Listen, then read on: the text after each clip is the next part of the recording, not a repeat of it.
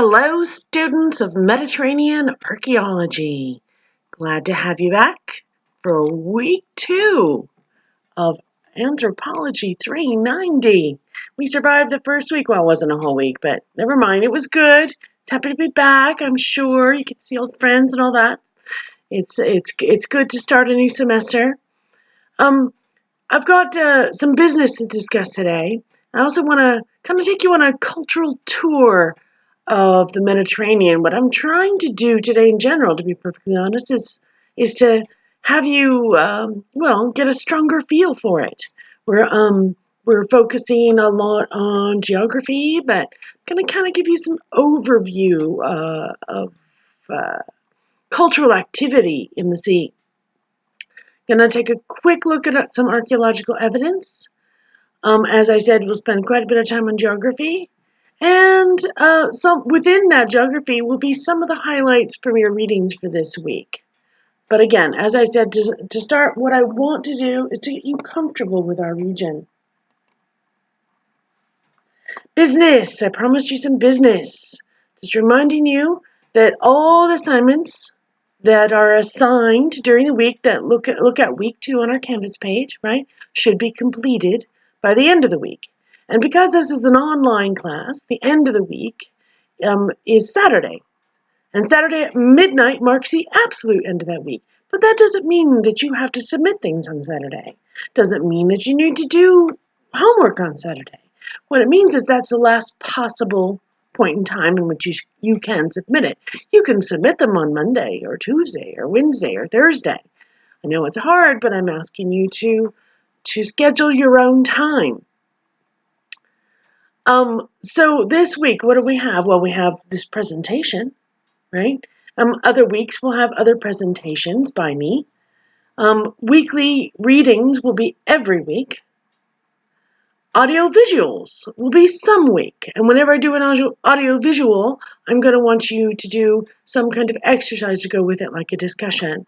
And some weeks we'll have additional assignments, like this week. This week we have a cartography assignment. And I've given specific directions about that assignment, giving you a outline map and a list of islands and seas and rivers that I want you to find on that map. And I've also given you a really cool tool to help you look stuff up if you don't know where it is. Another cool tool would be the map that I'm going to repeatedly show you throughout this presentation. Shouldn't take you too long, but it's going to help really solidify your understanding of where we are. I've also posted under resources. Resources can be found on our homepage. It's one of those sort of go-to quick tabs. Resources has a list of different kinds of resources. One of them is a list of important geographical locations now. I'm hoping to sort of add to this list as we go through the semester. And finally, I'd like you to start thinking about your archaeology project. So make sure you have read the syllabus and that you understand what is expected of you and what you need to do. I want to point out that although your first, and it says it on the syllabus, but I really need to stress this. Your first part of the project is to submit a bibliography. Now, I want you to use tools that you may have never used before. These are tools that are essential for people who work at doing archaeology in this part of the world.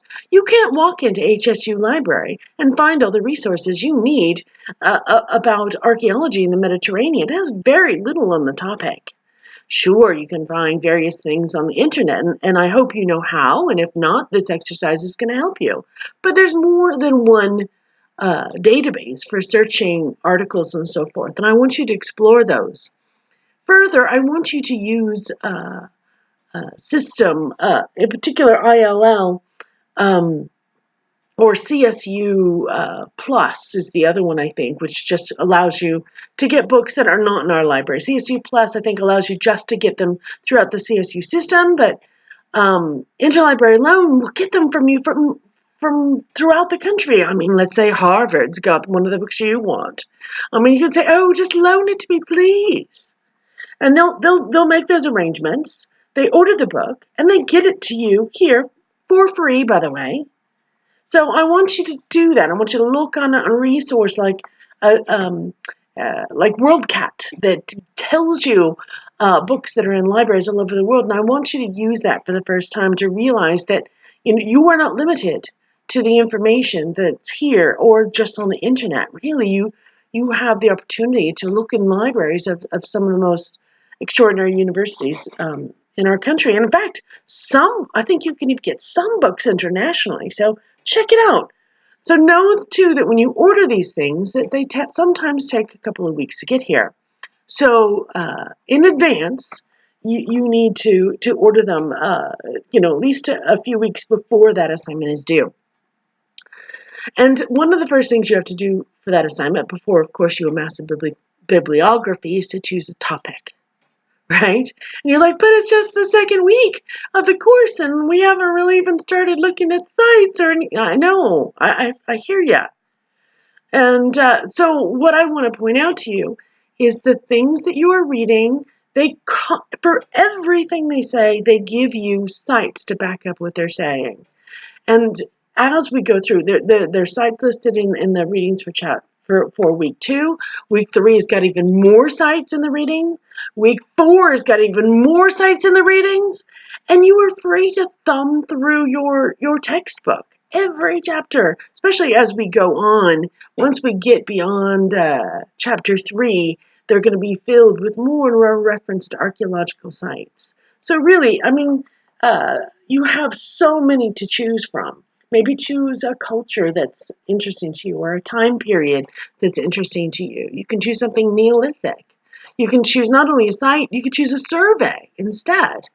So that, you might get that original survey data, but also various articles that were written about the data from the survey. So start thinking, whenever you see a site in your readings, think, is that something I'd be interested in to find out more about? If you have any questions on these topics, by all means, send me an email. So, I promised you a cultural tour. So here we are. Ready? I like this map. Pretty, huh? So, yes, where should we start? Oh, I don't know. Let's start in the west, right, with around the Strait of Gibraltar here. In fact, general statement, all these lands that surround the Mediterranean were inhabited during the periods that we're discussing in this class. But we don't know a lot about some of those lands. And there are some very specific reasons for that. Number one, there are historical documents that have been preserved over time from some of those places, specifically in the Mesopotamian region and the Near Eastern region, sort of Lebanon, Israel, in the region of Greece and Rome. All those places have left us documents. Other places in the Mediterranean have not. Egypt has left us documents, sure, but places to the west have not. These people did not utilize writing systems. So all we know about them is either from the archaeology or from what people in the West have said about them. So there's other reasons we don't know a lot about them. In some of those regions, there hasn't been a lot of archaeology done. For example, regions of Libya. It was war-torn for so long that scholars that were not Libyan didn't have access to these places, and so weren't able to research these places. There's been limited work done in places like Algeria as well, often for political reasons. There's been a fair amount done in recent decades on the eastern coast of Spain. There's been work done not only about Roman contexts, but also Phoenician contexts and indigenous contexts. In southern France, we have activities by indigenous peoples, but also colonial activities by Phoenicians, Greeks, and Etruscans. In the islands, as I've said before, islands are crossroads and stepping stones. We often get, a taste for trade by looking at the archaeological record. But all these islands are inhabited by indigenous peoples. And again, especially in the Western Mediterranean, that those people are not using writing systems. Italy, the precursors to Roman civilization, are the Etruscans. And I hope to talk to them a bit more when we get to talking about Iron Age peoples. The Etruscans adopted a writing system about the 8th century BC from, the debate is on whether it was Phoenicians or Greeks. Ultimately, it's coming from Phoenicians first. But we still, even though we have some references, we don't have a lot. We'll have inscriptions here, or a little bit of this, and a little bit of that. We know very little about them other than the material record. I've already mentioned Greece. Certainly get some writings from them, sort of 8th century, but as you'll discover in the third week, that there's a lot of activity and habitation going on in Greece, certainly as early as the Neolithic. In fact, there's Paleolithic evidence throughout that landscape as well. Moving eastward to modern Turkey, or Anatolia, as it's called. Anatolia is historically and prehistorically inhabited by a number of different types of people, often who have taken on administrative and writing systems from Mesopotamian regions, but some very independent. Along the eastern coast of Turkey, we see a Greek presence through most of that coastal region, but just a little bit inland, and we get peoples called Lydians and peoples called Phrygians. Phrygians, you've heard of the famous King Midas. Well, he was a king of the Phrygians. Mesopotamia, doesn't meet directly with peoples of the Mediterranean, but they certainly do indirectly, depending on the time period, of course, that we're talking about. Mesopotamian states would have dominated the coastal region as well, and including coastal peoples such as Phoenicians, certainly prior to the first millennium BC. And then, of course, there's Egypt, which we won't spend too much time discussing. But even in Egypt, we have international scene happening. We have a place called Naucratis that is an emporium, we say, basically a trading city that is inhabited by Greeks, perhaps as old as 8th or 9th century BC. And again, we see from Egyptian records that there's peoples that are active in the Libyan region. Tunisia is interesting. We know that there are indigenous peoples there, but around the 9th century BC, peoples from the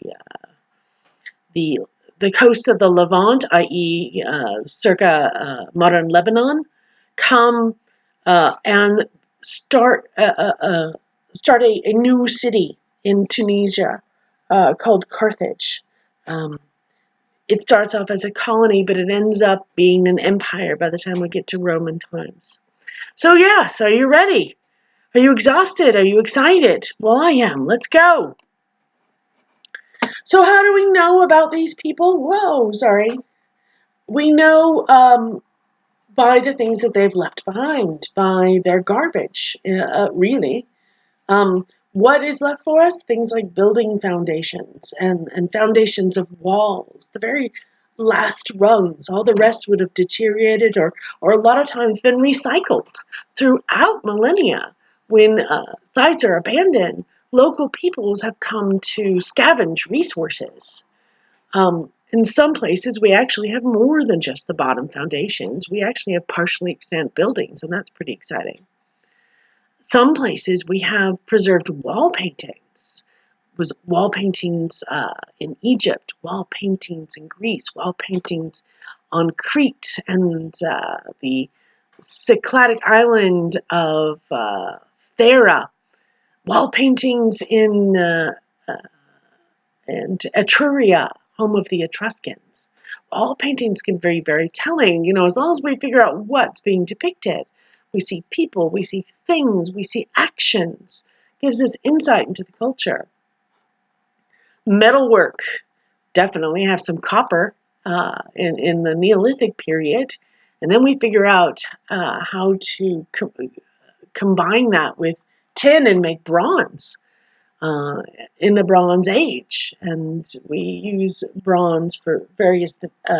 They use bronze for various things, and then begin a reliance on iron during what we call the Iron Age. And iron is a more durable metal. We see evidence in the way of bone and ivory left behind. Bone can be animal bone or human bone.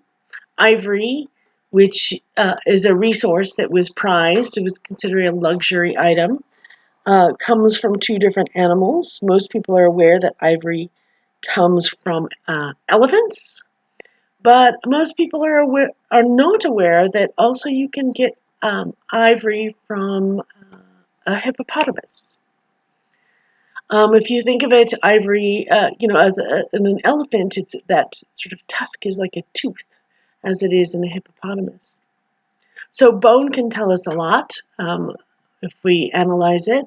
Faunal analysis can tell us about the kinds of animals that were in the region, but they can also tell us how large they were, whether they were domesticated or wild. We can see what animals are being chosen or what types of those animals are being chosen by humans.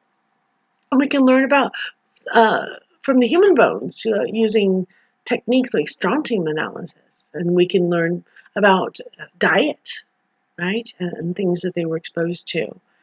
We can learn about mortality, ages from bones. Charcoal, yes. Fortunately, we can date charcoal, so that's kind of cool. We see all kinds of things that have been made into charcoal, not often organic materials though, like it'll be wood or seeds, or sometimes it's remnants of meals and feasting. Sometimes it's preserved wood that was part of structures if things were destroyed by fire. The earth can tell us things.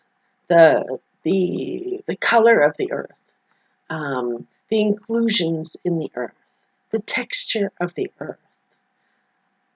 And my favorite, is ceramics. Why do I love ceramics? I don't know. Some of it I just can't explain.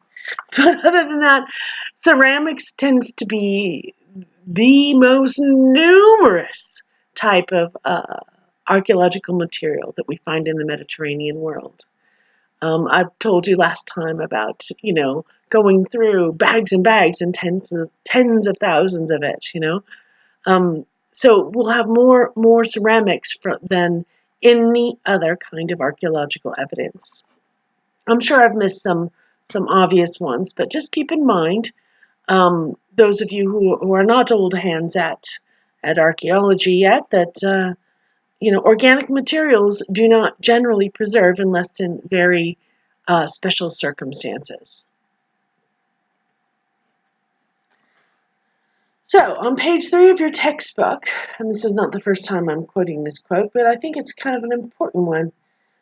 Your textbook, the one called Classical Archaeology, I suppose I should have put that in italics, by Osborne and Alcock, well, edited by them. They state that the hard questions which classical archaeology still has to face up to are questions about how objects are related to each other, and above all to people. And really, this is one of the primary goals of archaeology in general. So when we dig up all those ceramics, that's great that we know what date they are. I mean, it's great, that they're nice looking. It's great that we know how they made them and all that stuff. It's interesting and important. But how does that relate to the people? And last time when I was talking to you, I was talking about how the decline in certain ways of creating pottery, ways that were very Greek-like, stopped abruptly, and it may have been a way of indigenous peoples um, reacting negatively towards the Greek presence on the island. So here we are, though. So I'm letting you know how challenging that can be sometimes.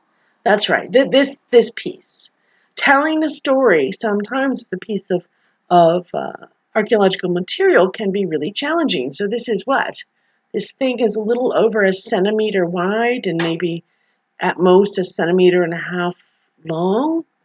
All right. Well, geez, what is it? Well, very difficult to tell. I can tell you that the inside has been, the surface in the inside has been prepared by the maker in a similar way as the outside. And actually, this tiny little piece of body shirt, right? It's just part of the side of something, probably a little bold, to tell you the truth, because I can just about figure out about how big this object would be by the curvature. So how do I learn about this? How do I tell about the people who made this, who used it, why it matters? I can tell that by looking at the clay inside this piece, and piggybacking on the work of others over decades. I'm pretty sure that the clay inside this tiny piece of pottery was clay that came from France. So there's a good chance this is made in France because ancient peoples didn't usually export clay. They exported the items they made out of clay. Now, the way the surface has been treated and beautified is actually Roman. Okay. So I have a thing that was made within the Roman culture and Roman tradition with clay made in France. Now, I haven't yet told you where I found this. This I found in northern England. Yes. So a Roman piece made of French or Gaulish clay was found in the north of England. Wow. Knowing those things, all right, I bet you're starting to put some pieces together already. Exactly. So how did it get up there, right? So it's come a long way. Probably is made in Gaul, made in a provincial setting in which they're making things that are just like they make in Rome. And then that thing is shipped all the way to northern England. Now, why is it there? Because where I found it was in just outside of a Roman fort. So, wow, that's another level. Okay, so we know there are actual Romans here. But you know what? Those forts were often, actually more usually, inhabited by other peoples from the provinces. And to tell you the truth, there's a good chance that most of the quote-unquote Romans in that Roman fort were actually not from Italy at all. Instead, they were probably from places like modern France or Gaul and North Africa. So pretty extraordinary that, this kind of story that one little thing can tell us, but that takes a lot of work to figure out that story. So this is the kind of thing we often get more frequently than a nice pretty little piece of body shirt, which is elusive in itself. Big flat chunks of coarse stuff. Quite honestly, these are roof tiles. Right? They all kind of look the same. They're even less interesting than pithoi shirts, really, because they're so numerous, and they don't tell a a terribly complicated story. But they're worthy of recording, and they do give us insight. Again, these are found at that just outside that Roman fort. Outside, I would suggest. Also, emphasize outside that Roman fort.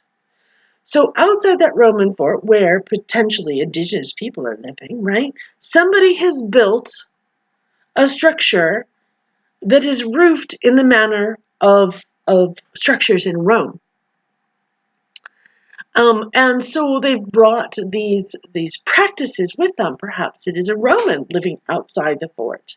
Roman forts attracted indigenous people because the Romans were paid by the time they were up in England, right? And they had nothing to spend their money on. So people actually, lots of indigenous merchants especially, would come and profit from things that they could sell to Roman soldiers. But in addition, it was kind of lonely in those Roman forts. If you were stationed there for a long time, it was mostly men, except, for the odd family member of officers.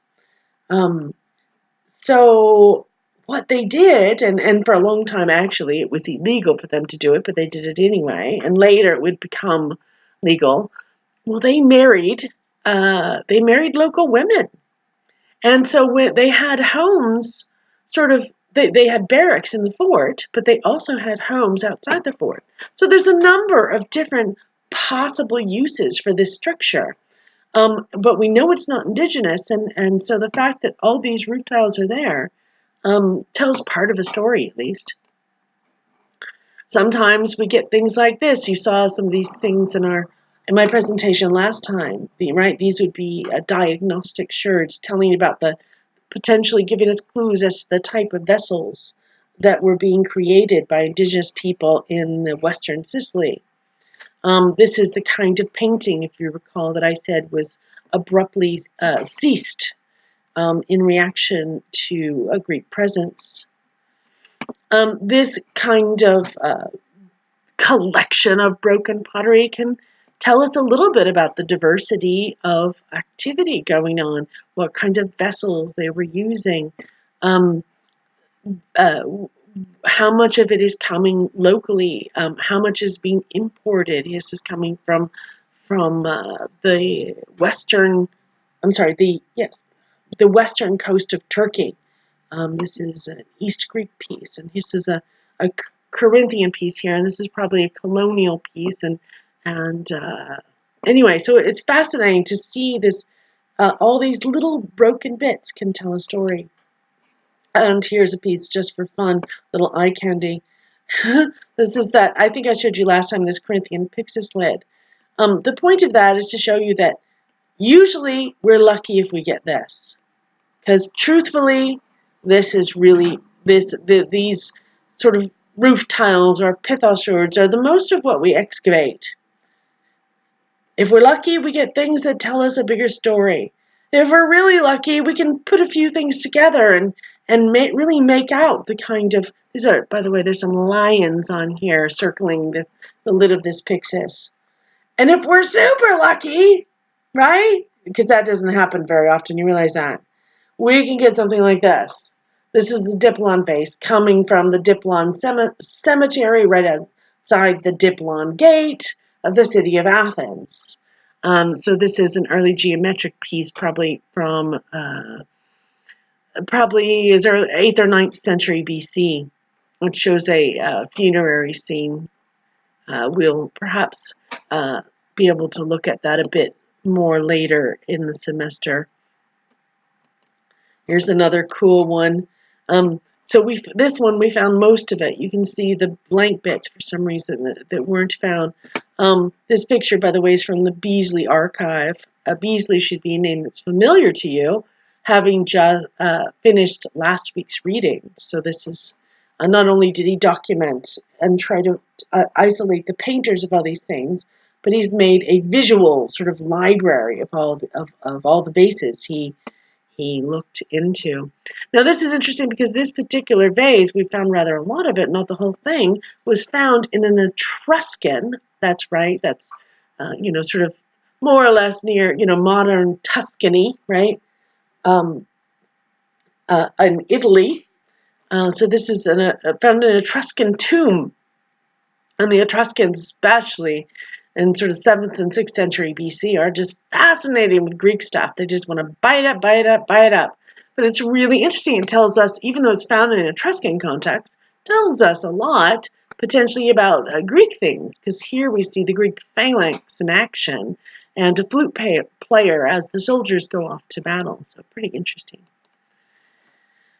Okay, so now on to geography. I keep referring to places, I keep referring to cultures, and I suspect you're still going, where was that? And who were they? And I understand that. But if I keep saying that, it's going to be more and more familiar each time. That's why we're focusing an entire week on geography, and why I'm talking about cultures over and over again that we haven't had a background on. By the time we get to spend more time on them, you'll be like, you're going to be like, oh, Etruscans, yes, yes, yes. We've talked about them several times now. Okay, I'm ready. They're not going to be foreign to you. The more we discuss it, the less foreign it becomes. So let's look in a little bit more about the geography of the region. I'll be highlighting some things that are in your textbooks, perhaps giving you additional information that is not textbook, your readings. And so here we go. At least one of your readings, I think it's the reading in the classical archaeology book, talks about it being, talks about a Mediterranean climate. A Mediterranean climate is a subtropical climate, and it's found in all the places in this picture that are marked in yellow. That's right. Kind of, south of where you live too. There's some south of where we live here, some Mediterranean climate zone. But the lands around Mediterranean form the largest area where the climate type is found. So subtropical qualities include summers that are warm to hot. Well, I would stress the hot. In fact, that's why I put it in sort of orange there. Hot, hot, sweaty, hot, hot, hot, hot, hot, hot. Yeah, warm, maybe in the morning. Dry, I'd say definitely. Dry if you mean that it's not raining. No rain. Hot and dry. I say that because if we're going to look down at the bottom here, I say humidity. It's high on the coast in southern months. So I just don't feel like it's dry when it's humid. So in inter-islands, and if you get a couple of miles inland to some of the continental regions, it is dry, absolutely. But right at the beach on the coast, especially in the island settings, it's really very humid. Winds, very interesting, especially in the sea. Some can be really, really strong, especially from that are coming up from desert regions. Those winds can have a remarkable effect, not just in summer, but in winter. In France, they have the Mistral, which is one of those winds. And in the summer, there's Shiraka is an extraordinarily hot wind. They can boost, when they come up in summer, they can really boost those summer temperatures and making hot into super hot. There's nothing more uncomfortable than a really hot wind. Can also increase the risk of wildfires. Wildfires are a commonplace in the Mediterranean region. When I was excavating in Sicily, every single year where we were living in what we call the dig house, there was some kind of fire adjacent to it because there was a big field there. I think a lot of times people flick cigarettes into the field, but I mean, we'd be out there fighting fires. The good news is that we lived in the same school. That's right, we lived in a school, in an empty schoolhouse. It was no longer used as a school. So we lived in the classrooms, had sort of dorms and bunks set up in classrooms. And we had it to ourselves the first couple of years, but then we had to share it with the fire department. Now that's really advantageous, unless of course you take two things into consideration. Number one, that the fire department doesn't work on the weekends.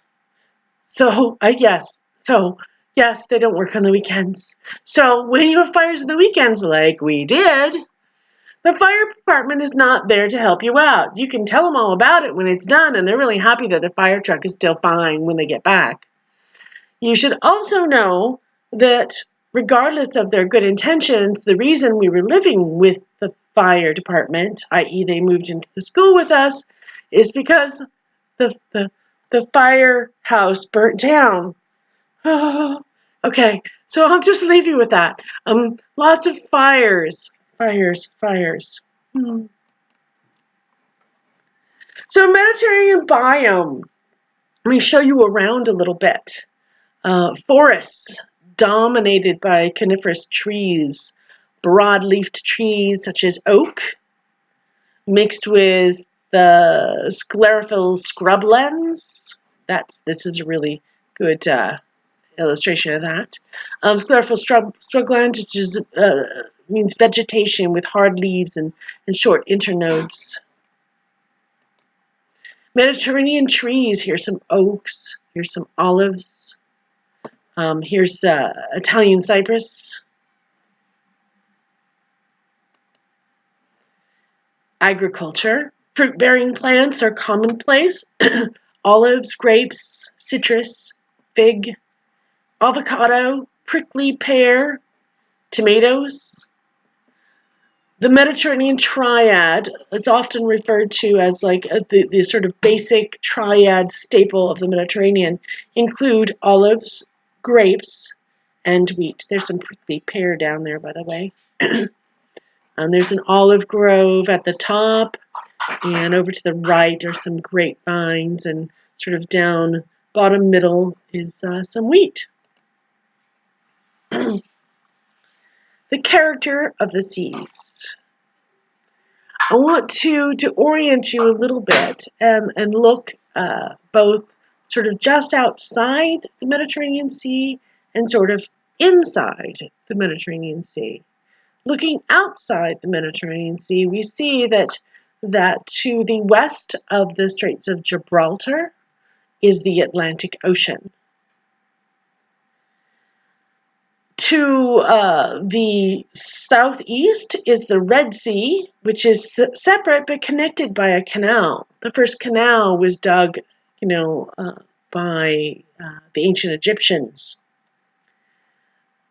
To the northeast of the Mediterranean Sea is the Black Sea.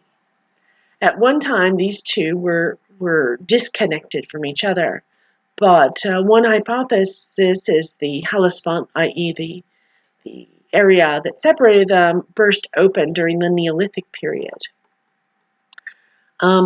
It seems a lot of people would suggest that because that is relatively recent, i.e., 5600 BC, circa, 7600 years ago, that perhaps in our earliest myths, it plays a part in some of the flood stories that we find in the Eastern Mediterranean.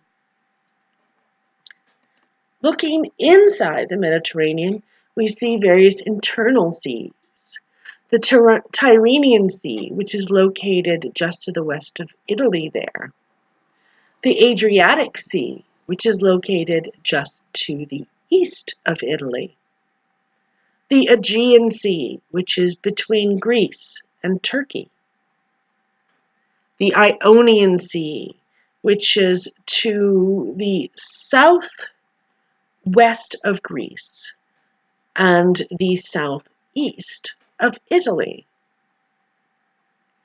The Balearic Sea, which is over there just off the coast of Spain near the Balearic Islands. And the Ligurian Sea. The Ligurian Sea is right there by the border,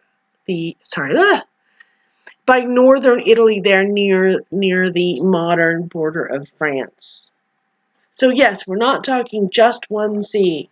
We're talking a sea made up of various subsidiary or internal seas. The Mediterranean Sea is salty, high salinity. Winds and tides are determined by have determined the sea routes. From the earliest times, you go where the wind takes you, right? Sailing season is approximately from May to September. The sailing route is generally counterclockwise. You see that the waters coming in from the Atlantic through the Straits of Gibraltar send the currents to the east. And so it continues east along there in the along the southern shores, right? And as it hits the coast of the Levant, really takes a turn and heads back towards the north. The current heads back towards the north and eventually out towards the Straits of Gibraltar again.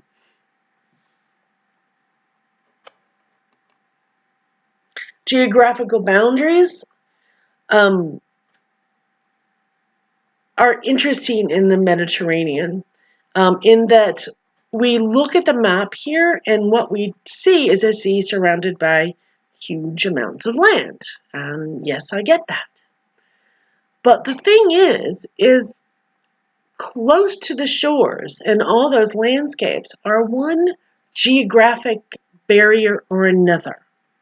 In the south, along Africa, you are limited to go too far inland simply by the desert regions. Close to the Nile, we have swampy areas. In the Near East, especially towards the bottom, we have a huge desert region. But you also have a mountainous region not too far from the coastal area. The Taurus Mountains, in particular, act as a barrier from going too far inland in Anatolia. And all along the European coast are limestone mountains with hardy shrubs that act as sort of a boundary or a barrier between cultures and peoples that lived and interacted north of those mountains and peoples that lived along the seashores that probably looked more towards the sea and interactions via the sea for trade and cultural interaction than they would have those people over the mountains.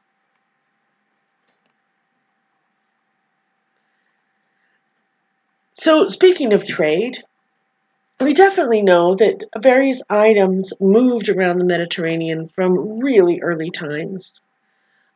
People certainly moved around the Mediterranean from early times. Those stone tools on Crete don't tell us about trade, but what they do tell us is that people were there during as early as 70,000 years ago, and quite honestly, those dates are conservative. There's a likelihood that the activity on the island of Crete should date back as far as 130,000 years ago. We know that during the Mesolithic that not only were people in Greece, but they were looking out towards the sea for resources. For example, the obsidian that they used comes from one of the Cycladic islands of Melos. During the Neolithic, we have evidence of sea transport on the Aegean Islands and extraction of various resources. We have marble from Paros and emery from Naxos and obsidian from Melos, just to mention a couple. By the Bronze Age, it's a superhighway out there. I mean, an explosion of connections. All the peoples in the eastern part of the Mediterranean are trading and connecting. We're going to have a segment towards the end of the semester on trade, in which I'll talk about some shipwrecks, but we'll also look at the Bronze Age and talk about some of that trade as well in just a couple of weeks. So how do we know what sorts of vessels that the they floated around in to get to all these places and connect, over the sea. Unfortunately, nobody's left us a boat, but they have left us iconography of ships. So here's some early ones. These are rings, and this is the bottom one is a seal from Minoan culture. These probably date between, let's say, 3000 and 1500 BC. And in them, we see various depictions of boats. Here's a couple more seals and sealings. The difference between a seal and a sealing, a seal is the engraved bit of rock that would make an impression, and a sealing is the impression that it makes. So one of these is what it looks like on clay, and the other one is what the actual engraving looks like. So here we have more examples. It's interesting to look, that at these boats. Often we see some sort of structure on the boat. Egyptian ships show a structure on the boat as well, a place where somebody can sit and perhaps be shaded. And here is a fresco, a wall painting from the Minoan town of Akrotiri, which is on the ancient Cycladic island of Thera. Without question, these people were using boats. So here we have, it's interesting. I think the rowers on the bottom red one there are being covered from the sun by a sort of little panel. So yeah, rowers. And then we have the guy with the big long stick. He's looking for, to check how deep they are, make sure they don't run aground. But off to the right, you can see another vessel going along as well. Looking a little later, sort of after about 1500 BC, i.e. after about 4,500 years ago.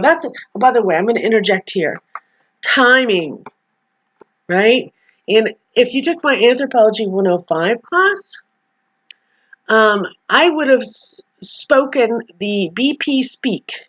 Everything I said would have been before present or years ago. That's how we do it often in the world archaeological arena. But people who work in the Mediterranean still use the BC system. So we're gonna have to deal with it. It's gonna be in all the things you read. So I apologize, but it's good exercise for the brain. Note here that 1500 BC, I add 2000 and I get 3,500 years ago. So you're going to learn to add and subtract 2000s really quickly if you need to. Otherwise, if BC isn't a problem, then that's great. But that's really where we have to go. We have to go where the literature goes. Anyway, so 3,500 years ago, i.e. about 1500 BC, we have this Mycenaean vessel, which shows us some images of people on ships. The top one is kind of interesting because it looks like there might be a little guy with a shield and some kind of weapon there. I'm not 100% sure.